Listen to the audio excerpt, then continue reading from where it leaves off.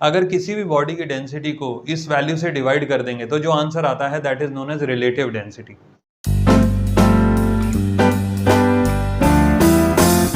अब आज की क्लास में डायमेंशनल एनालिसिस के फर्स्ट टाइप के क्वेश्चन के ऊपर हमने डिस्कशन करना है। देखिए, डायमेंशनल एनालिसिस बेसिकली रिलेटेड किससे है? फंडामेंटल क्वांटिटीज से। डायमेंशनल एनालिसिस के हर एक क्वेश्चन में ना फंडामेंटल क्वांटिटीज के बारे में ही बात होती है। फंडामेंटल क्वांटिटीज है कौन कौन सी? बेसिकली वैसे तो 7 कैटेगरीज हो गई इनकी, लेकिन हमको 3 कैटेगरीज के ऊपर वर्क करना है, मास, लेंथ और टाइम, नंबर 1। नंबर 2, ये जो आप देख रहे हैं कई सारी क्वांटिटीज के नाम लिखे हैं, इन सभी का डायमेंशनल फॉर्मूला हमने डिराइव करना है आज की क्लास में। अब डिराइव करने का मतलब क्या होता है कि बेसिक फॉर्मूला, जैसे सरफेस टेंशन लिखा है, इसका बेसिक फॉर्मूला लिखा, उसको फंडामेंटल क्वांटिटीज में ब्रेक करते चले जाओ और फाइनली जो आंसर आना चाहिए that should be in the form of mass, length and time, MLT की फॉर्म में होना चाहिए वो फॉर्मूला। वो फाइनल जो आंसर होता है that is known as dimensional formula. इसी तरीके से angle, wavelength, Planck's constant, बाकी सारी क्वांटिटीज के डायमेंशनल फॉर्मूला हमको आज की क्लास में डिराइव करने हैं, ठीक है। अब यहाँ पर एक बात और होती है कि जैसे क्वेश्चन में तो लिखा है deduce the dimensional formula for following quantities. हो सकता है आपके स्कूल एग्जाम में आ जाए right the dimensional formula for following quantities. अब राइट द डायमेंशनल फॉर्मूला अगर ऐसा क्वेश्चन लिख के आता है तो पूरा फॉर्मूला डिराइव करने की जरूरत नहीं है, डायरेक्ट जो आपको याद होगा ऑटोमेटिकली आंसर लिख दीजिए। जैसे एंगल है, एंगल का डायमेंशनल फॉर्मूला डायरेक्ट आप लिख सकते हैं, M0, L0, T0। Why? Because angle is a dimensionless quantity. जो डायमेंशनलेस क्वांटिटी है उसमें MLT तीनों की पावर 0 हो जाएगी, ठीक है ना। अब यहाँ पे जैसे मैंने आपको शुरुआत में बताया कि क्वांटिटीज तो बेसिकली फंडामेंटल जो हैं वो 3 हैं जो हमको यूज करनी है, लेकिन इसमें एक क्वांटिटी ऐसी भी है जिसमें टेम्परेचर का रोल आ सकता है, ठीक है। टेम्परेचर से रिलेटेड भी डायमेंशनल फॉर्मूला बनते हैं, एम्पियर यानी कि करंट से रिलेटेड भी डायमेंशनल फॉर्मूला बनते हैं, लेकिन मेजरली MLT 3 क्वांटिटीज की टर्म्स में ही सारे डायमेंशनल फॉर्मूला हमको लिखने होंगे, ठीक है। तो जल्दी से अब शुरुआत करते हैं फर्स्ट क्वांटिटी के साथ। शुरुआत में कुछ क्वांटिटीज हैं वो आसान हैं, आसानी से समझ आ जाएगी, आगे की कुछ क्वांटिटीज थोड़ी सी कॉम्प्लिकेटेड हैं, ठीक है। नाउ देखिए, फर्स्ट पार्ट है सरफेस टेंशन। अब यहां पर आप देखो सरफेस टेंशन का बेसिकली मीनिंग क्या होता है। सरफेस टेंशन एक लिक्विड की प्रॉपर्टी है, ये याद रखें। अब क्योंकि ये लिक्विड की प्रॉपर्टी है, जैसे यहाँ वेवलेंथ लिखा है, ये वेव्स से रिलेटेड हो गया, यूनिवर्सल ग्रेविटेशनल कांस्टेंट लिखा है, ये ग्रेविटेशन चैप्टर से रिलेटेड हो गया। तो ये फॉर्मूलाज ना, ये जो क्वांटिटीज लिखी हैं हर एक क्वांटिटी अलग अलग चैप्टर से रिलेटेड है। अब उसकी थ्योरी में हम अभी नहीं जा रहे हैं, हमको सिर्फ डायमेंशनल फॉर्मूला के बारे में स्टडी करना है। अब सरफेस टेंशन का जो जनरल फॉर्मूला आप लिखते हैं that is force upon length, दूसरे शब्दों में बोल दो फोर्स पर यूनिट लेंथ। अब पहला केस है तो मैं पूरा डिराइव करके दिखाता हूं इसको। फोर्स को आपने लिखा mass into acceleration divided by length, ठीक है। एक एक स्टेप समझने की कोशिश करना है, उससे आपको सारी चीज ऑथेंटिकली समझ आ जाएगी। Mass into acceleration over length. अब मास इनटू एक्सेलरेशन को आप फर्दर कैसे डिवाइड कर सकते हैं? ये हो गया मास, एक्सेलरेशन को लिखा वेलोसिटी अपॉन टाइम, और ये जो लेंथ डिनोमिनेटर में लिखा है ना, इसको यहाँ पर लिख देता हूँ मैं। अब इसको और इलेबोरेट करते हैं, मास अपॉन लेंथ तो हमने ऐसे ही छोड़ दिया, वेलोसिटी को लिख दिया displacement upon time, displacement upon time, और ये जो टाइम पहले से मौजूद है इसको यहाँ लिख दिया मैंने 1 अपॉन टाइम। अब इसको और एलेबोरेट करिए, सिंप्लीफाइड सिंबल्स की फॉर्म में लिखने की कोशिश करिए। मास की जगह पे क्या लिखेंगे आप? Capital M। डिस्प्लेसमेंट का मतलब क्या हो गया? लेंथ। लेंथ को किससे डिनोट करेंगे? L से, तो ये हो गया L। अब यहाँ पे 1 है, इसको ऐसे ही छोड़ दो। यहाँ लिखा है लेंथ, देखिए फिर से L लिख दिया। यहाँ लिखा है टाइम, ये आ गया T। यहाँ पर लिखा है टाइम, ये आ गया T, ठीक है, 2 बार आ गया। L से L कैंसिल हो गया और ये हो गया M अपॉन T स्क्वायर। अब प्रोनाउंसिएशन की जब बात आती है ना, तो डायमेंशनल एनालिसिस में T स्क्वायर करके प्रोनाउंस नहीं करते हैं, T2 करके प्रोनाउंस करते हैं। अगर T टू द पावर 3 होता है तो नॉर्मल मैथमेटिक्स के हिसाब से उसको T क्यूब बोल सकते हैं, लेकिन यहाँ पर हमने T क्यूब नहीं बोलना, यहाँ पर अगर आ जाता है तो T टू द पावर 3 बोलना है, ठीक है। अब यहाँ पे इसको और सिंप्लीफाइड फॉर्म में लिखेंगे तो MT-2। This is the final dimensional formula for surface tension. Derive कैसे करा हमने? सरफेस टेंशन का जनरल फॉर्मूला लिखा, फोर्स अपॉन लेंथ, फोर्स को और डिवाइड किया, एक्सेलरेशन को फिर और डिवाइड किया वेलोसिटी अपॉन टाइम लिख करके, वेलोसिटी को फिर से डिवाइड किया डिस्प्लेसमेंट अपॉन टाइम लिख करके, और अब ये हो गया सारा मास, लेंथ और टाइम की टर्म्स में हमारा आंसर आ गया। सरफेस टेंशन का फर्स्ट केस हमने सॉल्व कर लिया, ठीक है। अब सेकंड केस के ऊपर आते हैं। सेकंड पार्ट आपको दिया है एंगल। अब एंगल का वैसे तो डायमेंशनल फॉर्मूला सामने लिख दिया है, लेकिन फिर भी अभी सिंप्लीफाइड फॉर्म में समझाना है, इसलिए ज़रूरी है। उसका एक फॉर्मूला याद रखें, angle is equal to arc upon radius. Angle का जनरल फॉर्मूला होता है आर्क अपॉन रेडियस। इसको ना सेक्टर, ये ध्यान दो आप, ये देखो एक सेक्टर होता है, सेक्टर में ये होता है एंगल, ये होता है रेडियस, और ये होता है लेंथ ऑफ द आर्क, ठीक है। तो l upon r, l upon r या फिर कैपिटल आर, जो भी आप लिखते हैं। अब यूनिट क्या हो गया, सेंटीमीटर, रेडियस का यूनिट भी हो गया सेंटीमीटर, यूनिट से यूनिट कैंसिल हो गया। अब यहाँ पे एक बात और समझ सकते हैं, जिस क्वांटिटी की यूनिट कैंसिल हो जाती है वो डायमेंशनलेस क्वांटिटी होती है, ठीक है। डायमेंशनलेस क्वांटिटी का मतलब m0, L0, T0। जो चीज़ के साथ मास, लेंथ और टाइम की कोई पावर आएगी ही नहीं, वो हो गई यूनिटलेस क्वांटिटी या फिर डायमेंशनलेस क्वांटिटी, ठीक है। अब यहाँ पर आपको एंगल का डायमेंशनल फॉर्मूला भी मिल गया, किस तरीके से लिख के आना एग्जाम में वो मैंने अभी आपको बता दिया। अब नंबर 3 केस करते हैं, ये आता है वेव लेंथ। यहाँ पर आप देखिए वेव लेंथ, वेव लेंथ को ना बड़े शॉर्ट तरीके से समझाता हूँ।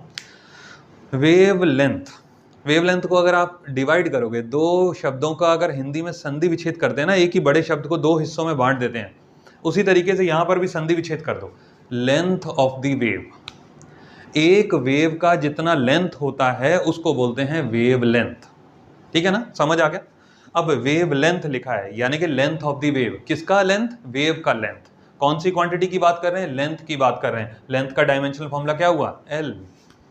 मास आया नहीं आया, टाइम आया नहीं आया, तो क्या कर देंगे, m to the power 0, t to the power 0।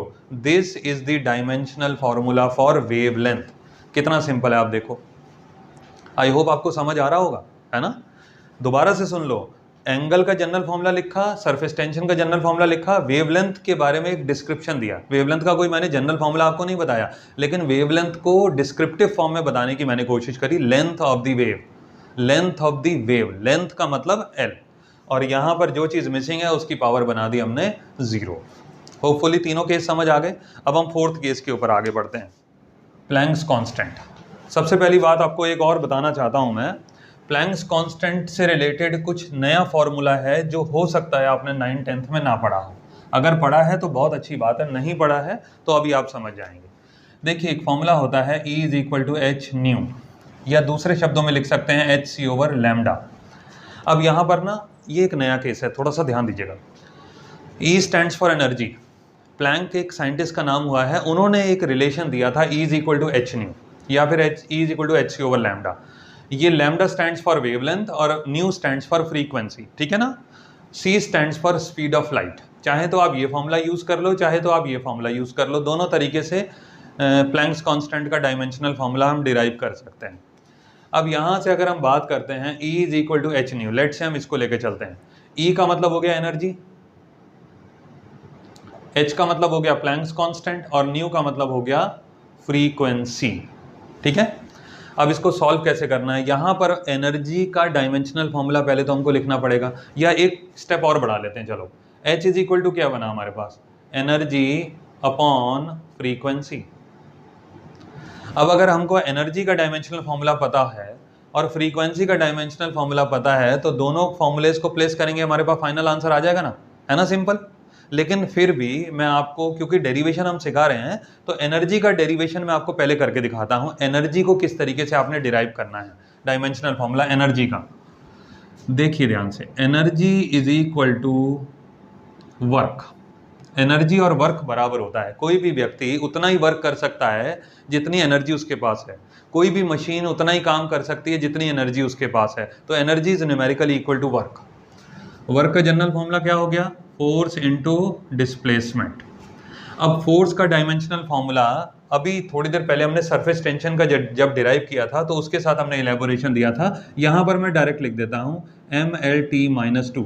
This is the dimensional formula for force. Displacement का मतलब हो गया लेंथ, तो फाइनल आंसर जो आया mL2T⁻²। अब आप देखो एनर्जी का डायमेंशनल फॉर्मूला मिल गया ना हमको, mL2T-2। अब यहाँ पर इसको सॉल्व करने के लिए मैं एनर्जी का डायमेंशनल फॉर्मूला डायरेक्ट लिख देता हूँ, mL2T-2 divided by frequency. Frequency होता है रेसिप्रोकल ऑफ टाइम पीरियड, ठीक है। रेसिप्रोकल ऑफ टाइम पीरियड का मतलब 1/T, तो हमने इसको 1/T माना, T⁻⁻1 इस तरीके से लिख दिया हमने। अब mL2 T⁻⁻1 जो है ऊपर चला जाएगा, तो -2 + 1, -2 + 1 कितना हुआ, -1, mL2T-1।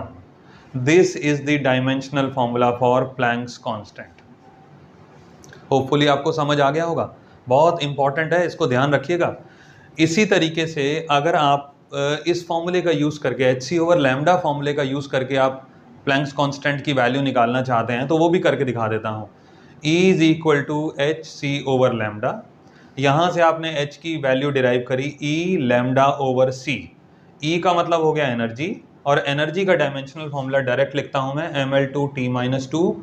लैम्डा का मतलब वेवलेंथ, उसको लिख दिया मैंने L, और C का मतलब वेलोसिटी ऑफ लाइट। वेलोसिटी का डायमेंशनल फॉर्मूला बनेगा LT-1। अब L से L कैंसिल हो गया, देखो आप T⁻⁻1 है, ऊपर जाएगा तो -2 + 1 यानी कि -1। फिर से फॉर्मूला क्या आया, mL2T-1। आप चाहो तो इस फॉर्मूले से डिराइव कर सकते हो, चाहो तो इस तरीके से आप डिराइव कर सकते हो। ये हमारे पास हो गया Planck's constant, part number D. के लिए एक रिलेशन है ideal gas equation, ideal gas equation for 1 मोल। 1 मोल के लिए अगर आप आइडियल गैस इक्वेशन लगाते हैं तो वो होती है PV = RT। PV = RT। अब यहाँ पे R का फॉर्मूला क्या बन गया, PV/T, ठीक है। P का मतलब हो गया प्रेशर, V का मतलब हो गया वॉल्यूम, और T का मतलब यहाँ पर हो गया टेम्परेचर। अब यहाँ पे T टाइम नहीं है, टेम्परेचर। तो इस क्वेश्चन में हमने क्या इन्वॉल्व कर दिया, टेम्परेचर भी इन्वॉल्व कर दिया। मास, लेंथ और टाइम तो आता ही है, यहाँ पे टेम्परेचर भी आ गया। अब इससे आपको एक नई चीज़ और सीखने को मिलेगी। देखिए अब R की वैल्यू आएगी कैसे। प्रेशर का फॉर्मूला पहले तो हमको लगाना पड़ेगा। अगर फॉर्मूला याद है तो बहुत अच्छा, वेल एंड गुड। नहीं याद है तो मैं भी करके दिखा देता हूँ, शॉर्ट में यहाँ पे करके दिखा देता हूँ मैं। प्रेशर = फोर्स/एरिया, फोर्स = mL2, और एरिया होता है L2, ठीक है। हाँ, L से L कैंसिल हो गया, mL-1T-2, ये हो गया प्रेशर का डायमेंशनल फॉर्मूला। तो मैंने यहाँ पे डायरेक्ट लिख दिया mL-1T-2, ये प्रेशर का डायमेंशनल फॉर्मूला। वॉल्यूम का डायमेंशनल फॉर्मूला होता है L3, और टेम्परेचर का होता है केल्विन K। अब यहाँ पे L⁻³ है और यहाँ पे L⁻⁻1 है, तो ये बन गया हमारा 2 mL2T-2 डिवाइडेड बाय K, और इसको K को आप जब न्यूमरेटर में ले जाएंगे तो mL2T-2 K⁻⁻1। This is the dimensional formula for universal gas constant. Relative density, specific gravity का दूसरा नाम क्या बोला मैंने, रिलेटिव डेंसिटी। रिलेटिव डेंसिटी में हमने डेंसिटी ऑफ बॉडी को डेंसिटी ऑफ वाटर से डिवाइड करना होता है। Relative density = density of body divided by density of water at 4 degree Celsius. 4 degree Celsius पर पानी की डेंसिटी सबसे ज़्यादा होती है। अगर किसी भी बॉडी की डेंसिटी को इस वैल्यू से डिवाइड कर देंगे तो जो आंसर आता है that is known as relative density. अब यहाँ पर आप समझो दोनों डेंसिटी हैं तो दोनों की यूनिट तो सेम होगी ना, तो कैंसिल हो गया। जब सब कुछ कैंसिल हो गया तो फाइनली आंसर क्या बचा, m0 L0 T0, dimension less quantity. अभी आपने थोड़ी देर पहले एंगल को डायमेंशन लेस हमने प्रूफ किया था, अब इसी तरीके से स्पेसिफिक ग्रेविटी भी डायमेंशन लेस हो गई, ठीक है। सरफेस एनर्जी भी आने वाले चैप्टर्स का पार्ट है, लेकिन अभी फिलहाल फॉर्मूला के ऊपर डिस्कशन करते हैं। सरफेस एनर्जी = एनर्जी पर यूनिट एरिया। एक पर्टिकुलर एरिया पर, एक सीमित एरिया पर कितना एनर्जी रेडिएट हो रहा है, that ratio is known as, that amount is known as a surface energy. ये ध्यान रखिए, एनर्जी पर यूनिट एरिया का मतलब energy radiated by a given area, ऐसा भी आप बोल सकते हैं। डेफिनेशन बुक्स, हर एक बुक्स में अलग अलग दिया होता है, थोड़ा सा मिलता जुलता होता है, शब्द चेंज हो जाते हैं, लेकिन इसका बेसिक मीनिंग यही है, एनर्जी अपॉन एरिया। अब एनर्जी किसके इक्वल होता है, वर्क के, तो एनर्जी का डायमेंशनल फॉर्मूला क्या बन गया, ml2t-2। एरिया का डायमेंशनल फॉर्मूला होता है L2, L2 से L2 कैंसिल हो गया, फाइनल आंसर क्या बना, mt-2। This is the answer of surface energy. ये सिंपल फॉर्मूला है, बस आपको बेस फॉर्मूला याद होना चाहिए एनर्जी अपॉन एरिया का। ए पार्ट हो गया, बी हो गया, सी हो गया, डी हो गया, और एफ हो गया, जी हो गया, और ये हमारा एच हो गया। अब हम पहले करने वाले हैं ई, यूनिवर्सल ग्रेविटेशनल कांस्टेंट, ठीक है। इस यहाँ पर एक देखिए, न्यूटन्स लॉ ऑफ ग्रेविटेशन होता है Gm1m2/r²। इसको समझना जरूरी है। यूनिवर्सल ग्रेविटेशनल कांस्टेंट क्या होता है, देखिए न्यूटन्स लॉ ऑफ ग्रेविटेशन के हिसाब से अगर हम हेवनली बॉडीज़ की बात करते हैं, मैं थोड़ी देर के लिए हेवनली बॉडीज़ ले लेता हूँ, वैसे तो ये सभी बॉडीज़ के ऊपर लागू होता है, लेकिन majorly it is applicable to heavenly bodies. मान लीजिए एक है अर्थ, दूसरा है मून। अर्थ और moon Newton's law of gravitation के हिसाब से एक दूसरे के ऊपर अट्रैक्टिव फोर्स लगा रहे हैं, ठीक है। एक का मास हो गया, एक अर्थ का मास हो गया, एक हो गया मून का मास, और आर का मतलब हो गया दोनों के बीच का डिस्टेंस। अगर यहाँ पर आप अर्थ ले लेते हो और यहाँ पर आप मून ले लेते हो, तो एक बॉडी के सेंटर से, यानी कि अर्थ के सेंटर से मून के सेंटर तक का जो भी डिस्टेंस होगा, that is known as R. इसको आर बोलते हैं। यहाँ पे हमने आर लिखा है। अब ये जो कैपिटल जी लिखा है, this is known as universal gravitational constant. अब यहाँ से अगर आप जी की वैल्यू निकालेंगे तो क्या बनेगा, F R square divided by m1 m2। बहुत सिंप्लीफाइड फॉर्म में मैं आपको समझा रहा हूँ, इसको ध्यान देना, बहुत ही आसानी से समझ आ जाएगा। फोर्स का एफ का मतलब फोर्स हो गया, फोर्स का डायमेंशनल फॉर्मूला mlt-2, फोर्स का डायमेंशनल फॉर्मूला। डिस्टेंस, आर का मतलब हो गया डिस्टेंस, और डिस्टेंस को किससे रिप्रेजेंट करेंगे, लेंथ से, तो ये बन गया L⁻², ठीक है। अब यहाँ पर दे रखा है मास, मास की जगह m, दूसरे वाले मास की जगह पे भी m। क्लियर हो गया, बस फोर्स का डायमेंशनल फॉर्मूला लगाओ, आर की जगह लेंथ लगा दो, मास की जगह पे m लगा दो, और एक m से एक m कैंसिल हो गया। अब ये जो डिनोमिनेटर वाला m है, जब ये ऊपर जाएगा तो बनेगा m⁻⁻1, ठीक है। L⁻1 और यहाँ पे L⁻2, तो ये बन गया L⁻3, और लास्ट में आ गया T⁻⁻2। This is called the dimensional formula for universal gravitational constant. अब बोल्ट्जमैन कांस्टेंट, आई केस हम कर रहे हैं, बोल्ट्जमैन कांस्टेंट को डिनोट करते हैं K से। Avogadro number is just a number, इसका कोई डायमेंशन नहीं होता है, ठीक है ना। It is a dimensionless quantity, तो जो R का डायमेंशन होगा वही तो इसका होगा। तो डायमेंशनल फॉर्मूला ध्यान से सुनिएगा, मैंने यहां लिख रहा हूं dimensional formula for K is equal to dimensional formula for R। क्या लिखा है, dimensional formula for K is equal to dimensional formula for R। इसका ये मतलब बिल्कुल नहीं है कि K is equal to R, मैं ऐसा नहीं कह रहा हूं, मैं सिर्फ ये बात कह रहा हूं कि जो K का डायमेंशनल फॉर्मूला है वो R के डायमेंशनल फॉर्मूला के बराबर होगा, लेकिन दोनों क्वांटिटीज अलग अलग। यहां पर एक क्वेश्चन आ सकता है, क्या दो अलग अलग क्वांटिटीज की डायमेंशनल फॉर्मूला सेम हो सकती है, यस। क्या दो अलग अलग क्वांटिटीज की डायमेंशनल फॉर्मूला सेम हो सकती है, आंसर है इसका यस। K और R हमने प्रूफ कर दिया। यहां पर भी आप देखो, ये हमने लिखा था एंगल और यहां लिखा था स्पेसिफिक ग्रेविटी, दोनों डायमेंशनलेस हैं, दोनों की m0 L0 T0 हैं, लेकिन दोनों क्वांटिटीज तो अलग अलग है ना। तो ये ध्यान रखें, अलग अलग क्वांटिटीज हो सकती हैं, उनका डायमेंशनल फॉर्मूला सेम हो सकता है, ये पॉसिबल है। लास्ट केस हम करते हैं टेम्परेचर ग्रेडियंट। देखिए टेम्परेचर ग्रेडियंट, अब ग्रेडियंट का वर्ड अगर कहीं पर भी लिख के आए, यहाँ पर एक नई चीज़ आप सीख लो, ग्रेडियंट का वर्ड अगर कहीं पे लिख के आता है, इसका मतलब उस क्वांटिटी को आप लेंथ से डिवाइड कर रहे हैं या डिस्टेंस से डिवाइड कर रहे हैं। Temperature divided by distance, temperature को डिस्टेंस से जब आप डिवाइड करते हैं या लेंथ से डिवाइड करते हैं, तो जो आंसर मिल के आता है that is known as temperature gradient. Temperature का यूनिट हो गया केल्विन, डिस्टेंस का यूनिट हो गया, डिस्टेंस का डायमेंशन हो गया L, तो KL-1 this is called dimensional formula for temperature gradient. ये ध्यान रखिएगा, टेम्परेचर ग्रेडियंट। अगर प्रेशर ग्रेडियंट होता तो प्रेशर अपॉन लेंथ कर देते, फोर्स ग्रेडियंट होता तो फोर्स अपॉन लेंथ कर देते, विस्कॉस वेलोसिटी ग्रेडियंट है तो वेलोसिटी अपॉन लेंथ कर दो। तो जो जिस भी क्वांटिटी को लेंथ से डिवाइड करोगे वो हो जाएगा ग्रेडियंट। ठीक है ना। अभी ये हमने काफ़ी सारे केस डिस्कस कर लिए और आई होप आपको ये जो डिराइव करने का प्रोसेस है, जो डायमेंशनल फार्मूला को डिराइव करने का जो तरीका है वो आपको अच्छे तरीके से क्लियर हो गया होगा, अच्छे से समझ आ गया होगा। और ऐसी बहुत सारी क्वांटिटीज़ हो सकती हैं, सभी क्वांटिटीज़ तो वीडियोज़ में नहीं ले रहे हैं, लेकिन जो ये सारी बातें बताई हैं इसको रिवाइज आप करिएगा। डायमेंशनल एनालिसिस का पार्ट 1 था ये, जो सेकंड पार्ट होगा अब इसमें दूसरे टाइप का क्वेश्चन हम स्टार्ट करेंगे।